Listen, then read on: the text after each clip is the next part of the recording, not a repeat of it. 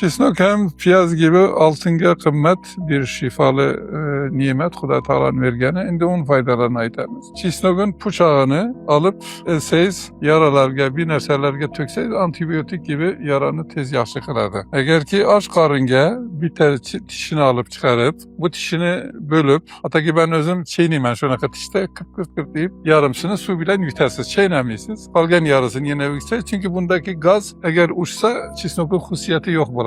Faydası kem buladı. Gazını uçurmadan yiyiş gerek. Onun için doğrayıp yarım saat kütüp kendi yutsa faydası yok. Yine bunu aç karınca şunaqa yutkanda işte kança lembla, giceler, bakteriyalar, yaman bakteriyalar olsa hemmesini yok oladı. Bir hafta her gün aç karınca bir teçhiş yutuş gerek. Eğer kör içeyinizde yara olsa 21 gün bunu devam kılış gerek. Eğer ki çaşlarınız tökülgen olsa ben bunu kılmadım çünkü yaş körüsünü aklamayayım ben. Yaşımda körüngeni yaşı. Bunu bölüp içinden su çıkardı. Bu suyu saç çıkmayan yerlerge sürseyiz saçınız çıkardı. 3 hafta devam kılış gerek. Da yatar payıt kılsanız ertelep geçe turada ertelep yiyesiz. Şunda saç hem çıkardı.